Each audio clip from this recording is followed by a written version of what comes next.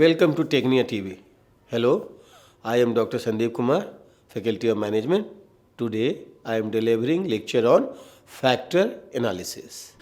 Factor analysis is a technique that is used to reduce a large number of variables into fewer number of factors. This technique extracts maximum common variance from all variables and puts them into a common score.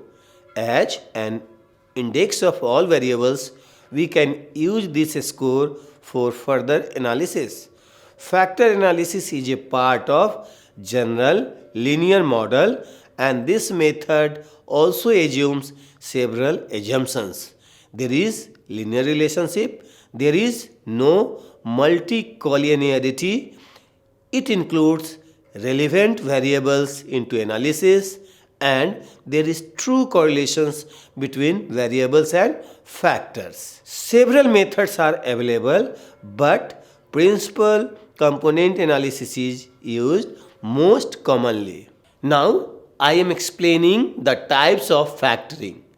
There are different types of methods used to extract the factor from the data set. First one, principal component analysis. This is the most common method used by the researchers. PCA starts extracting the maximum variance and puts them into the first factor. After that, it removes that variance explained by the first factors and then starts extracting maximum variance for the second factor. This process goes to the last factor. The second one is common factor analysis.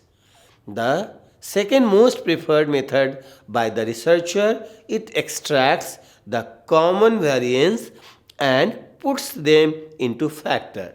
This method does not include the unique variance of all variables. This method is used in SEM. The third one is image factoring.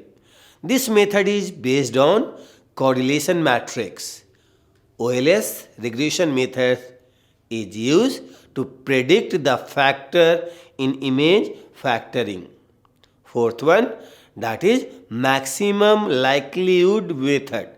This method also works on correlation metric, but it uses maximum likelihood method to factor. Fifth one, which is other methods of factor analysis. Alpha factoring outweighs least squares. Weight square is another regression based method which is used for factoring. Another one, factor loading.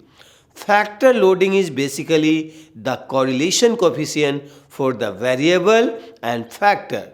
Factor loading shows the variance explained by the variable on that particular factor. In the SEM approach, as a rule of thumb, 0.7 or higher factor loading represents that the factor extracts sufficient variance from that variable.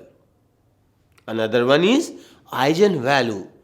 Eigenvalue is also called characteristics roots. Eigenvalue shows variance explained by that particular factor out of the total variance. From the commonality column, we can know how much variance is explained by the first factor out of total variance. For example, if our first factor explains 68% variance out of the total, this means that 32% variance will be explained by the other factor. Now I am explaining the factor score. The factor score is also called the component score. This score is all of row and columns, which can be used as an index of all variables and can be used for further analysis. We can Standardize this score by multiplying a common term with this factor score. Whatever analysis we will do, we will assume that all variables will behave as factor scores and will move. Now, how we can determine the number of factor? There are certain criteria according to Kaiser criteria. Eigenvalue is a good criteria for determining factor. If eigenvalue is greater than 1, we should consider that a factor, and if eigenvalue is less than 1, then we should not consider that a factor. According to variance extraction rule, it should be more than 0.7. If variance is less than 0.7, then we should not consider that a factor. Another method is rotation method. Rotation method makes it more reliable to understand the output. Eigenvalue do not affect the rotation method, but the rotation method affects the eigenvalue or percentage of variance extracted. There are number of rotation methods available. First one, no rotation methods. Second one, Varimax rotation method. Third one, Quantimax rotation method. Fourth one, direct oblimean rotation method. And fifth one, Promax rotation method. Each of these can be easily selected in SPSS, and we can compare our variance explained by those particular methods. Now I am explaining the assumptions. First one, no outlier. Assume that there are no outliers in data. Second one, adequate sample size. The case must be greater than the factor. Third one, no perfect multicollinearity. Factor analysis is an interdependency technique. There should not be perfect multicollinearity between the variables. Fourth one, that is homoscedasticity. Since factor analysis is a linear function of measured variables, it does not require homoscedasticity between the variable. Fifth one is the linearity. Factor analysis is also based on linearity assumption.